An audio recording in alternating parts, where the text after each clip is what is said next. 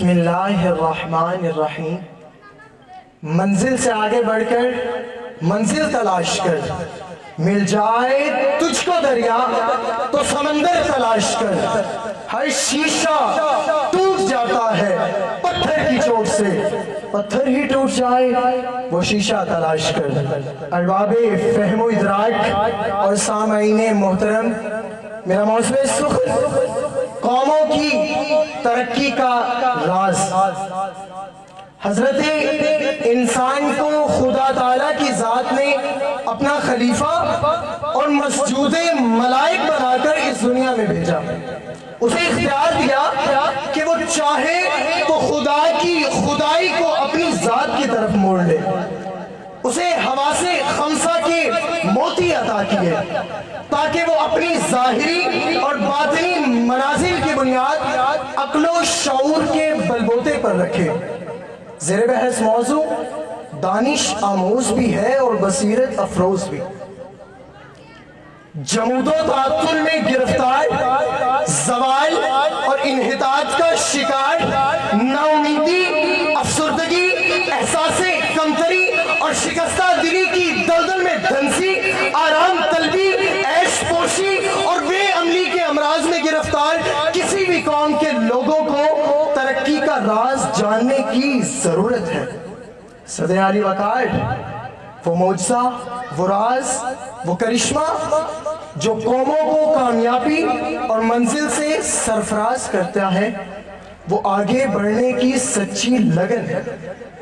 زمانہ انہی افراد کو سلام کرتا ہے جو اپنے بازوؤں پر بھروسہ کرتے ہیں، جو اپنی صلاحیتوں پر اعتماد کرتے ہیں، علم کو خضر راہ اور عمل کو اپنی قوت بناتے ہیں، مخالف طوفانوں کے سامنے سینہ تان کر کھڑے رہتے ہیں، سمندروں کی گہرائیوں کو ناپنے اور اپنے عزم آہن سے پہاڑوں کا سینہ چیر کر جوئے شیر نکالنے کا حوصلہ رکھتے ہیں، اور زمانہ انہی افراد کو سلام کرتا ہے کہ جس قوم کا ہر فرد واحد اس قوم کی ترقی کے لیے کام کرتا ہے۔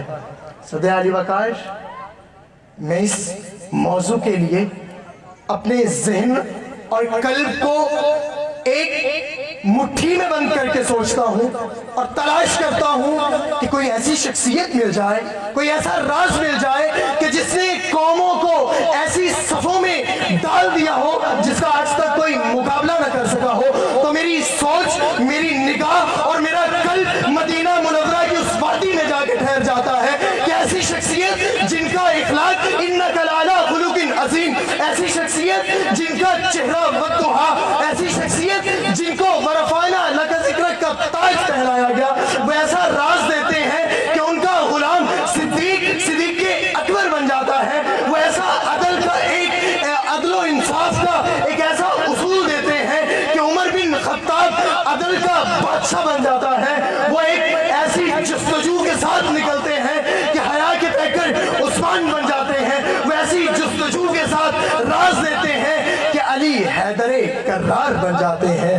اور صدر علی وقار وہ ایسے راز دے کے جاتے ہیں کہ دنیا وما فیہا آنے والے لوگ اس سے ایک ایسی قوم بنا سکتے ہیں کہ قیامت تک کوئی ان کا مقابلہ نہ کر سکے۔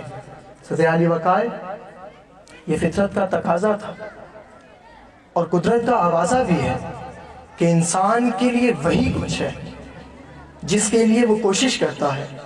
ہم جو اقبال کے شاہین تھے، اس ملک کے معمار تھے، جن کو ستاروں پر کمندیں ڈالنی تھی، وہ بجلی کی چوری کرنے کے لیے کھمبوں پر کنڈے ڈالتے رہے۔